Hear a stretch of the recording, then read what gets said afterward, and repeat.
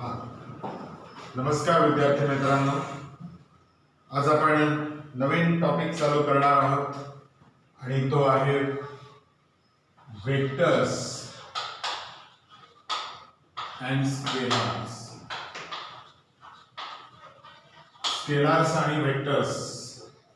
आणि आपल्या 11वीच्या पुस्तकामध्ये हा टॉपिक मॅथमॅटिकल मेथड्स या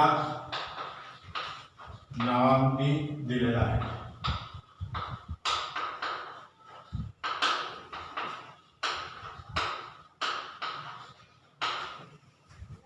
आता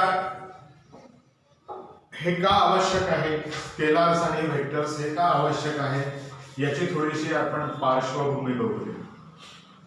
की आपण फिजिक्समध्ये वेगवेगळे एक्सपेरिमेंट्स करतो. या वेगवेगळ्या एक्सपेरिमेंट्समध्ये आपण वेगवेगळ्या फिजिकल क्वांटिटीजचा वापर करतो. फोर्स असेल, टेम्परेचर असेल, त्याच्यानंतर लेंथ असेल, व्हॉल्यूम असेल, खूप नंबर ऑफ फिजिकल क्वांटिटीज आहेत आणि ह्या नंबर ऑफ फिजिकल क्वांटिटीजना आपल्याला हँडल करावं लागतं, सक्सेसफुली हँडल करायला लागतं. तर ह्या फिजिकल क्वांटिटीज बद्दल अधिक चांगल्या पद्धतीने जाणून घेण्यासाठी आपल्याला हे जे स्केलार्स आणि वेक्टर्स किंवा मॅथमॅटिकल मेथड्स जे आहेत, हा लेसन आपल्याला नीट केअरफुली त्याचा अभ्यास करणं फार गरजेचं ठरतं. आता ह्या सगळ्या फिजिकल क्वांटिटीज ज्या आहेत, या फिजिकल क्वांटिटीज आपण क्लासिफाय जर करायचं ठरवलं तर 3 ग्रुप्स मध्ये आपल्याला क्लासिफाय करता येतात. पहिली अर्थातच स्केलार, दुसरी आहे वेक्टर्स आणि तिसरी आहे टेन्सर. सो यापैकी तिसरी जी क्वांटिटी आहे ती क्वांटिटी आपल्याला बघायची काही गरज नाहीये फारशी, कारण ती आपल्याकडे एक तर त्याच्या नंबर ऑफ फिजिकल क्वांटिटीज फार कमी आहेत. आपण जी वापरतो 11वी 12वीच्या लेवल पर्यंत आपण एकच फिजिकल क्वांटिटी वापरतो, टेन्सर असणारी, ती म्हणजे मोमेंट ऑफ इनर्शिया. पण त्याच्याविषयी काही नाहीये, फारसं काही दिलेलं नाहीये. आणि बऱ्याचशा पुस्तकांमध्ये तर ही क्वांटिटीज काढून टाकलेली आहे. डायरेक्टली त्यांनी असंच सांगितलंय की physical quantities are classified in scalars and vectors. याच पद्धतीने सांगितलेल्या गोष्टी आहेत त्या पुस्तकांमध्ये. पण तरी तुम्हाला ती माहीत पाहिजे म्हणून मी इथे तुम्हाला सांगितले की ही टेन्सर पण आहे. आता स्केलार जी आहे ही क्वांटिटी सगळ्यात इझी आणि खूप वापरली जाणारी अशी ही क्वांटिटी आहे. या क्वांटिटीमध्ये आपल्याला असं बघता येईल की ज्या फिजिकल क्वांटिटीज ह्या फक्त आणि फक्त मॅग्निट्यूडच्या साह्याने आपल्याला एक्सप्रेस करून सांगता येतात, त्या फिजिकल क्वांटिटीजना आपण स्केलार्स असं म्हणतो. स्केलार फिजिकल क्वांटिटी असंही म्हटलं जातं. म्हणजे काय की आता आपण सांगतो की मी 10 kg शुगर आणली, 10 किलो साखर मी बाजारात विकत घेऊन आलो. ती साखर जी आहे ती फक्त ह्या क्वांटिटीने आपल्याला एक्सप्रेस करण्याची गरज पडते. तिची वेलॉसिटी कुठे आहे, त्याचं डायरेक्शन कुठे आहे, त्याला काही डायरेक्शन आहे की नाही, कुठून आणता आहात तुम्ही, वगैरे वगैरे कुठल्याही गोष्टींची काहीही गरज पडत नाही. फक्त 10 kg आहे, 10 kg शुगर, ही स्केलार. म्हणजे काय झालं, हे 10 kg काय झालं, मास. सो मास ही अशी एक क्वांटिटी आहे की ज्यामध्ये आपल्याला डायरेक्शनची गरज नसते, फक्त मॅग्निट्यूडची गरज असते. मॅग्निट्यूड म्हणजे काय, so 10 is a magnitude, kg is a unit, याला आपण काय म्हणू, मॅग्निट्यूड. सो बस एवढी इन्फॉर्मेशन बस झाली आपल्याला. मी 10 किलो साखर आणली, एवढी इन्फॉर्मेशन बस झाली. माझ्याकडे 5 मीटर कापड आहे किंवा माझ्याकडे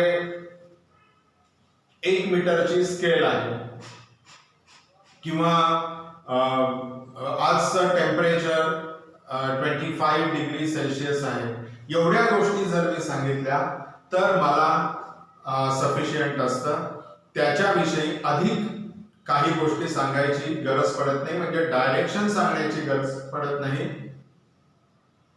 टेम्परेचर हे टेम्परेचरच असतं, त्याला फक्त मॅग्निट्यूड असतो आणि मॅग्निट्यूड आणि त्याच्यानंतर त्याला युनिट असतं. सो युनिट तुम्हाला सांगतं की आता माझ्याकडे 10 kg साखर आहे, म्हणजे 1 किलोच्या 10 पटीनी साखर माझ्याकडे आहे, मी विकत घेतलेली आहे. ही इन्फॉर्मेशन आपल्याला व्हेक्टर्स मधनं बघायला मिळते, स्केलार्स मधनं सांगता येते. म्हणजे युनिटचा वापर आपण हा कशासाठी करतो की एकाच्या किती पट आहे हे आपल्याला जर समजून घ्यायचं असेल तर आपण त्याचं युनिट बघत असतो. म्हणजे माझ्याकडे 5 मीटर कपडा आहे, म्हणजे माझ्याकडे 1 मीटरच्या 5 पट जास्त कपडा आहे. आजचं टेम्परेचर हे 24 आहे, म्हणजे 1 डिग्रीच्या 24 पटीने आजचं टेम्परेचर जास्त आहे. म्हणजे म्हणूनच त्याला आपण युनिट हे नाव दिलेलं आहे की आपण ह्या सगळ्या गोष्टी कंपेअर कोणाशी करत असतो तर युनिटशी, एकाशी. आणि मग एकाशी कंपेअर केल्या की मग आपल्याला बरोबर एक्झॅक्टली पाहिजे तेवढी फिगर ही आपल्याला मिळते आणि आपल्याला त्या फिजिकल क्वांटिटीचं कम्प्लीट आकलन होतं. आपल्याला त्या फिजिकल क्वांटिटीचं इंटरप्रिटेशन करता येतं आणि एकदा आकलन झालं की मग आपल्याला ती कळायला लागते आणि कळायला लागल्यानंतर आपण त्याला एक्सप्रेस करू शकतो. सो ही गोष्ट लक्षात ठेवा की कुठल्याही स्केलार क्वांटिटीमध्ये तुम्हाला कुठल्याही डायरेक्शनला देण्याची गरज नसते, फक्त मॅग्निट्यूड सफिशियंट असतो. मॅग्निट्यूडच्या साह्याने आणि त्याच्या युनिटच्या साह्याने तुम्ही ती क्वांटिटी कम्प्लिटली एक्सप्रेस करू शकता. सो ह्या हिशोबाने जर आपण बघितलं तर ह्याचं डेफिनेशन आपण असं लिहू शकतो, the physical quantity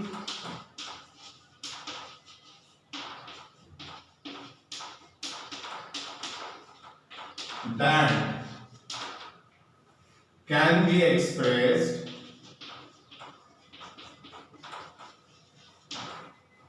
with magnitude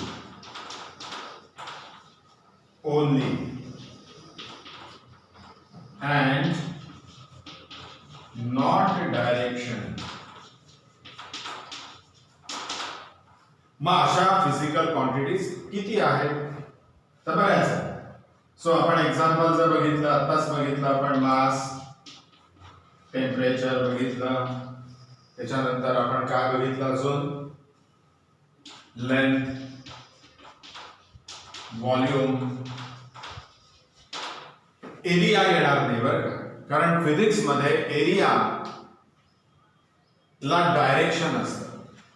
so आपण बघू पुढे ते एरियाचं डायरेक्शन कशा पद्धतीने, पण एरिया याच्यामध्ये येणार नाही. All these are the examples of scalar quantity. मग आता आपण साहजिकच आपल्याला वेक्टर क्वांटिटी काय आहेत त्या बघायच्या. मग आता या ठिकाणी ह्याच डेफिनेशनला आपल्याला टर्न केलं तर आपल्याला ही काय येते, वेक्टरची डेफिनेशन मिळते. वेक्टरची definition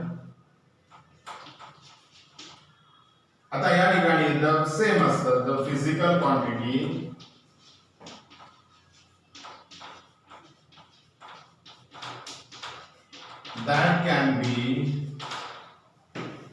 that can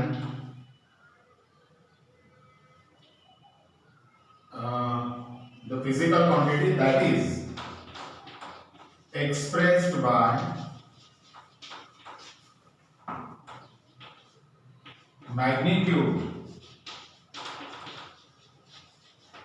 as well as direction.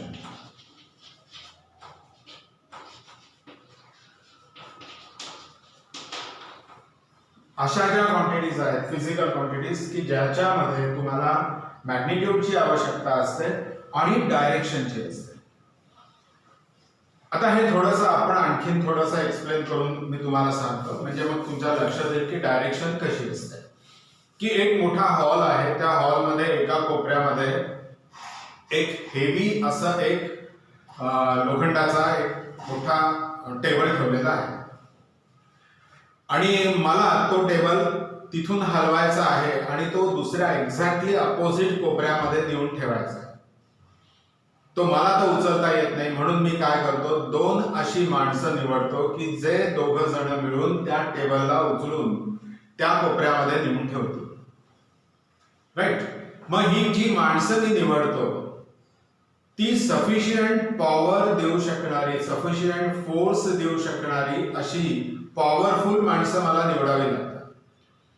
मी जर अगदीच पेशंट्सना जर त्या ठिकाणी निवडून त्या ठिकाणी मी सिलेक्ट केलं तर ते वर्क पूर्ण करू शकणार नाही. त्याच्यामुळे मला माणसं निवडताना अशी निवडावी लागतील की मला ते सफिशियंट तेवढा फोर्स त्या ठिकाणी ते देऊ शकते.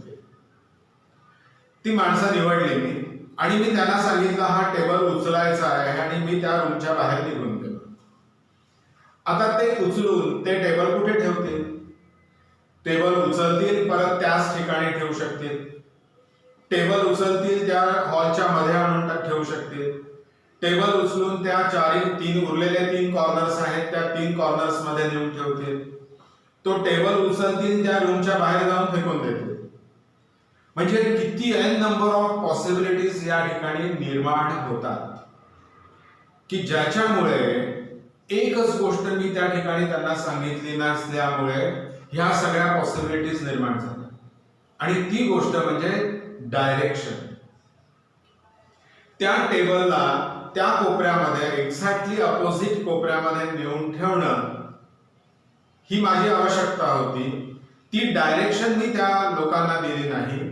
त्याच्यामुळे प्रॉब्लेम क्रिएट झाले, ते कन्फ्यूज झाले आणि ते टास्क कंप्लीट करू शकले नाही जे की मला अपेक्षित आहे. राईट. मग मी काय केलं आता या ठिकाणी की त्या 2 माणसांना मी जेव्हा निवडतो तेव्हा मी मॅग्निट्यूड निवडलेला असतो, सफिशियंट मॅग्निट्यूड फोर्सचा निवडलेला असतो. पण त्या मॅग्निट्यूडच्या फोर्सला मी जर डायरेक्शनच दिली नाही तर ते त्यांचं वर्क पूर्णच करू शकणार नाही. सो हे एक्झाम्पल आहे की या ठिकाणी तुम्हाला मॅग्निट्यूड पण आवश्यकता असते ॲज वेल ॲज डायरेक्शनची पण गरज असते. जर मॅग्निट्यूड मला देता आला नाही, म्हणजे मी काय केलं की अतिशय मरतुकडी अशी माणसं 2 निवडली की जे आली आणि त्यांना टेबल उचलताच नाही आला. आता टेबलच उचलता आला नाही म्हणजे मग काय झालं की मी जो मॅग्निट्यूड निवडलेला आहे तो चुकीचा होता. पण मॅग्निट्यूड व्यवस्थित निवडला आहे, मी डायरेक्शन दिलं नाही, त्यामुळे हे टास्क जे आहे ते कंप्लीट होऊ शकलं नाही. सो अशा पद्धतीने जर मी मॅग्निट्यूड आणि डायरेक्शन ह्या दोन्ही गोष्टी जर ऍट अ टाइम त्या ठिकाणी ठेवल्या त्या माणसांच्या समोर ठेवल्या तर मला अपेक्षित असणारं वर्क त्या ठिकाणी पूर्ण होईल. सो असाच व्हेलॉसिटीचंही आहे. फॉर एक्झाम्पल इथून एक औरंगाबादच्या CBS सेंट्रल बस स्टँडवरनं एक बस निघाली आणि ती कुठेतरी 30-40 किलोमीटर अंतरावर औरंगाबाद पासून दूर जाऊन ती बंद पडली. तिथल्या ड्रायव्हरनी त्यांना CBS सेंट्रल बस स्टँडला सांगितलं की अशी अशी आमची बस बंद पडलेली आहे आणि तिला रिपेअर करण्यासाठी तुम्ही कोणीतरी पाठवा. आता एवढाच अर्धवट निरोप त्या माणसानी सेंट्रल बस स्टँडवरच्या त्या कंट्रोलरनी रिपेअर करण्यासाठी बस कुठे पाठवावी? किती नंबर ऑफ पॉसिबिलिटीज आहेत. 40 किलोमीटर अंतरावर औरंगाबाद सेंटर जर पकडलं आपण तर 40 किलोमीटर अंतरावर तुम्ही अख्खं एक सर्कल काढू शकता. त्या सर्कलमध्ये जवळपास जर 25 रस्ते जात असतील औरंगाबाद पासून बाहेर जात असतील तर त्या 25 रस्त्यांवर त्यांना बस पाठवावी लागेल. त्याच्यामुळे जे डिझायर्ड वर्क आहे ते होणार नाही. सो त्या बसच्या ड्रायव्हरनी त्यांना काय सांगायचं होतं की मी ह्या रोडवर, म्हणजे मी आता नगर रोडवर माझी 40 किलोमीटर अंतरावर बस बंद पडलेली. मग नगर रोड म्हटल्यानंतर त्या माणसाला त्या ठिकाणी पाठवता येतं, म्हणजे तो त्याच्या नकळत डायरेक्शन देत असतो. आणि डायरेक्शन दिल्यामुळे त्या वेलॉसिटीला म्हणजे जी बस पाठवणार आहे त्या बसला त्या वेलॉसिटीने ती जाईल, त्या डायरेक्शनमध्ये जाईल आणि मग ते काम जे आहे ते पूर्ण करेल. सो आता बोलता बोलताच मी तुम्हाला दोन क्वांटिटीजचा एक्सप्रेस करून दिल्यास इथे, की पहिली आहे वेलॉसिटी आणि दुसरा आहे फोर्स. या दोन्ही क्वांटिटीज कशा आहेत? व्हेक्टर आहेत आणि व्हेक्टर क्वांटिटीज असल्यामुळे त्याला मॅग्निट्यूडची गरज आहे ॲज वेल ॲज त्याला डायरेक्शनची गरज आहे. मग त्याला आपण एक्सप्रेस करण्यासाठी एक्झाम्पल जर बघितलं आपण याचं, तर फोर्स आणि वेलॉसिटी या पण बऱ्याच आहेत. आता आपण पूर्ण 11वी 12वी पुढच्या ज्या फिजिकल क्वांटिटीज आहेत त्या क्वांटिटीज आपण जेव्हा अभ्यास करू तेव्हा आपल्याला लक्षात येईल आणि आपल्याला पहिल्यांदा ते बघायचं आहे की whether this quantities scalar or vector, आणि मग पुढे जायचं असतं. आणि मग त्यासाठी हा चॅप्टर जो आहे तो आपल्याला बराचसा आपल्या कन्सेप्ट क्लिअर करणारा ठरतो. सो फोर्स आणि वेलॉसिटी. फोर्सला आपण लिहिताना आपण काय करतो? एफ आणि त्याच्या डोक्यावर एक ॲरो देतो. म्हणजे जी व्हेक्टर क्वांटिटी आपल्याला दर्शवायची असते त्याला आपल्याला ॲरो लिहिण्याची गरज असते. वेदर मास जेव्हा आपल्याला लिहायचं असतं तेव्हा त्याच्या डोक्यावर आपण कुठलाही ॲरो देत नाही. सो विदाउट ॲरो असणाऱ्या ज्या फिजिकल क्वांटिटीज आहेत त्या क्वांटिटीज कशा असतात? स्केलर असतात. विथ ॲरो असणाऱ्या ज्या फिजिकल क्वांटिटीज आहेत त्या सगळ्या कशा असतात? व्हेक्टर असतात. आता या व्हेक्टरच्या बाजूला जर आपण दोन रेषा ओढल्या म्हणजे mod of force, vector force असा जर आपण फाइंड आउट केला तर आपल्याला काय मिळतं? मॅग्निट्यूड मिळतं. म्हणजे डायरेक्शन निघून जातं आणि त्या ठिकाणी तुम्हाला त्याची मॅग्निट्यूड मिळत असते. सो ही पण गोष्ट लक्षात ठेवायची की जेव्हा आपण त्या वेक्टर क्वांटिटीचा मॉड घेतो तेव्हा आपल्याला मॅग्निट्यूड मिळतं. ओके. सो ह्या गोष्टी ज्या आहेत ह्या स्केलर्स आणि व्हेक्टर्स मध्ये अतिशय महत्त्वाच्या आहेत आणि ह्या तुम्हाला एकदा कळाल्या की रेस्ट ऑफ द लेसन हा तुम्हाला अतिशय इझी जाईल.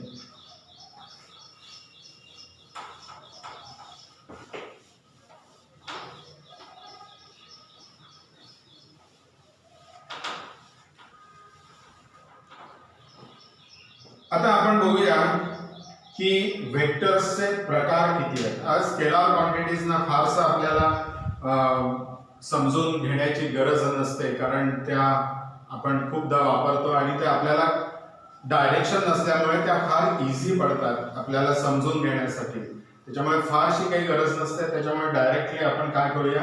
व्हेक्टर पासून सुरुवात करू. सो व्हेक्टर्स जे आहेत याच्यामध्ये पण टाइप्स आहेत. एक पहिला टाइप आहे zero vector.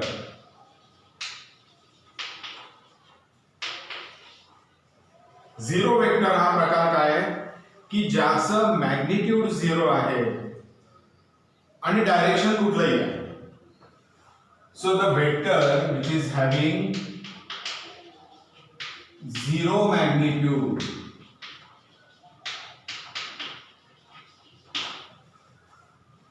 and with a particular direction. कुठलंही तुम्ही तुमच्या मनानुसार किंवा त्या व्हेक्टरचं जिकडे डायरेक्शन असेल त्यानुसार ते डायरेक्शन राहू शकते. with particular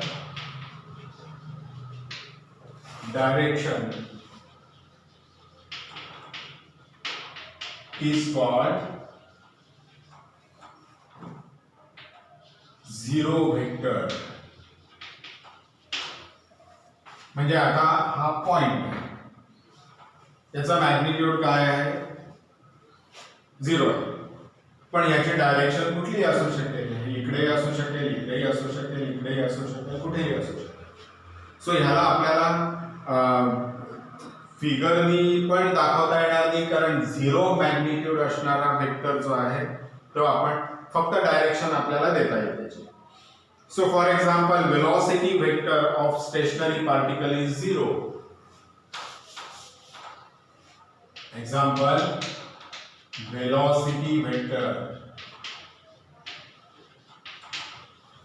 of stationary particle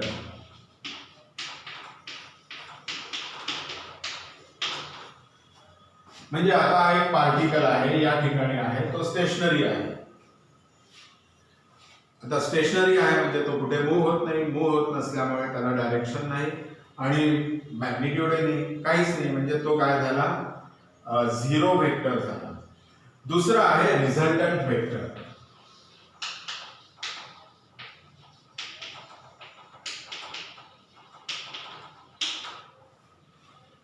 resultant vector हे बघण्याच्या आधी आपण काय करूया की एक वेक्टर बघूया की सपोज हा एक वेक्टर ए बी, हा काय आहे, वेक्टर ए बी आहे. याला आपण कसा म्हणतो, वेक्टर ए बी. ह्याला आपण इथे आपण हेड असं नाव देतो आणि ही काय असते, टेल. हेड आणि टेल अशी त्याची दोन, ज्या ठिकाणी एरो दाखवलेला आहे ते डायरेक्शन असतं त्या वेक्टरचं. आणि त्याच्यावर जेव्हा आपण आता 5 सेंटीमीटर घेतो तेव्हा 5 सेंटीमीटर हे त्याचं काय असतं, मॅग्निट्यूड असतं. So magnitude, this one is magnitude and this one is the direction. So he direction आहे. सो ह्या डायरेक्शन मध्ये आपल्याला हा वेक्टर झाला, ही फिजिकल क्वांटिटीची डायरेक्शन आहे आणि तिचा मॅग्निट्यूड आहे. या पद्धतीने आपण कुठलाही वेक्टर लिहित असतो. आता रिझल्टंट हा प्रकार कसा असतो की सपोज माझ्याकडे दोन forces me at a time लावले, एक फोर्स इकडे लावलेला आहे आणि एक फोर्स या डायरेक्शन मध्ये लावला. दोन्ही फोर्स इक्वल आहे. आता हा जो पॉइंट आहे, या पॉइंटवर दोन फोर्सेस मी लावलेले आहेत दोन वेगवेगळ्या डायरेक्शनमुळे. तर आता हा पॉइंट सरकेल कुठे, सो सरकणार कुठे आहे, या डायरेक्शन मध्ये. आणि जेव्हा तो या डायरेक्शन मध्ये सरकतो तेव्हा आपल्याला ह्या दोन फोर्समुळे लावल्या आहेत, या पार्टिकलवर जे दोन फोर्सेस मी लावलेले आहेत त्याचा रिझल्ट मला मिळतो ह्याच्यामध्ये. आणि म्हणून आपण त्याला रिझल्टंट वेक्टर असं म्हणतो. लक्षात आलं ना की आता नंबर ऑफ कितीतरी एखाद्या पार्टवर कितीतरी फोर्स लावू शकतो एखाद्या पार्टिकलवर, किंवा एखादा कुठला ऑब्जेक्ट आहे, किंवा तुम्ही मशीन्स बघता, मोठ्या मोठ्या हेवी मशीन्स असतात, ते वर्क करत असतात आणि ह्या हेवी मशीन्सवर नंबर ऑफ फोर्सेस त्या ठिकाणी काही काही पार्ट्सवर लागले जातात. आणि जेव्हा हे नंबर ऑफ फोर्सेस लागले जातात तेव्हा त्याचा रिझल्ट जो आहे तो आपल्याला जसा पाहिजे तसा मिळतो. सो रिझल्टंट म्हणजे ज्या डायरेक्शन मध्ये आपल्याला रिझल्ट मिळत असतो ती रिझल्टंट, त्याला आपण रिझल्टंट वेक्टर असं म्हणतो. आणि रिझल्टंट वेक्टरला आपल्याला डिफाइन करता येईल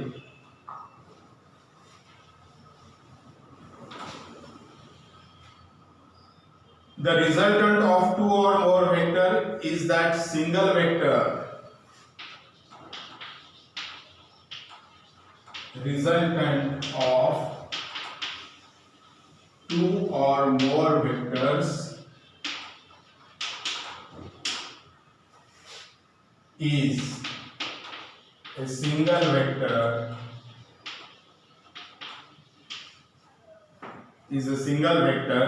which produces the same effect.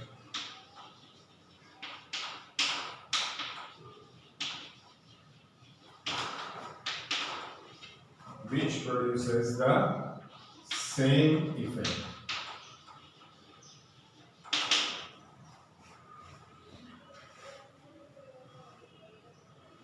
As produced by all the vectors together.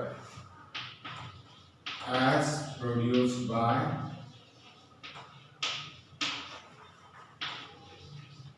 all the vectors together, right. त्यानंतर आपण बघूया negative vector.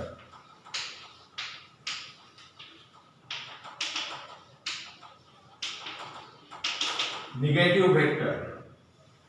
Negative vector is a given vector is a vector of the same magnitude but opposite in direction. It is a vector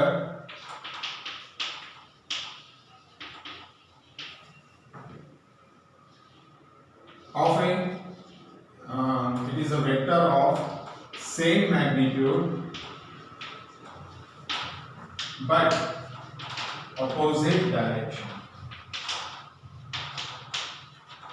म्हणजे आता एक vector आहे माझ्याकडे, ए vector आहे, हा 10 सेंटीमीटरचा या डायरेक्शन मध्ये आहे. तर निगेटिव्ह वेक्टर हा या डायरेक्शन मध्ये आहे, सेम आहे 10 सेंटीमीटरचा. मग याला आपण सपोज नाव दिलं वेक्टर ए, याला नाव दिलं वेक्टर बी. तर हे दोन्ही कसे आहे, सेम आहे. So vector A magnitude same आहे त्यांचा, आणि वेक्टर बी मॅग्निट्यूड सेम आहे. मी परत सांगितलं, पण vector A is negative vector B. त्याची डायरेक्शन जेव्हा आपण कन्सिडर करू तेव्हा ती डायरेक्शन मात्र उलटी राहणार आहे, राईट. सो इक्वल वेक्टर्स याच्यावरनं आपल्याला काढता येतात. आणखीन इक्वल वेक्टर्स काय आहेत की हा वेक्टर याच डायरेक्शन मध्ये आहे 10 सेंटीमीटरचा, दुसराही वेक्टर याच डायरेक्शन मध्ये आहे 10 सेंटीमीटरचा. तर ह्या दोन्ही वेक्टर्सना आपण काय म्हणू, इक्वल वेक्टर्स. जरी ते दोन वेगवेगळ्या पोझिशन मध्ये असले तरीही ते इक्वल वेक्टर म्हणून आपल्याला काम करतात. सो इक्वल वेक्टर इझी आहे, त्याचं डेफिनेशन फारसं अवघड येत नाही. त्याच्यानंतर आपलं position vector. Position vector is a vector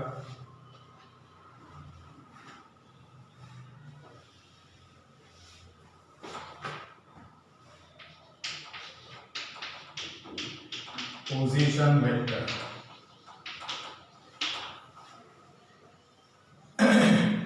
is a vector which gives the position of particle at that time, which gives position of particle at that time, right. म्हणजे आता याला आपल्याला कसं एक्सप्लेन करून सांगता येईल की सपोज एक पार्टिकल आहे, तो सर्क्युलर मोशन परफॉर्म करतो. याच्या सेंटर मधनं आपण ऍक्सिस पास केले, एक्स ऍक्सिस आणि वाय ऍक्सिस. हा वाय आहे, हा एक्स आहे. तर हा पार्टिकल सध्या इथे आहे, इथून तो काही वेळानंतर इथे जाईल, मग इथे जाईल, मग इथे जाईल, मग इथे, मग इथे. प्रत्येक वेळेस एक वेक्टर आपण जर ड्रॉ केला, हा असा वेक्टर ड्रॉ केला, तर तो वेक्टर काय करेल, आपल्याला त्या पार्टिकलची पोझिशन प्रत्येक वेळेस सांगेल. सो ह्याला आपण पोझिशन वेक्टर म्हणतो. सर्क्युलर मोशन मध्ये पोझिशन वेक्टरला रेडियस वेक्टर असंही म्हटलं जातं. सो पोझिशन वेक्टरमुळे तुम्हाला त्या गोष्टींची, त्या पार्टिकल्सची, त्या ऑब्जेक्टची एक्झॅक्ट पोझिशन मिळते, राईट. सो हे वेक्टर्स जे आहेत हे तुम्ही नीट लक्षात ठेवा.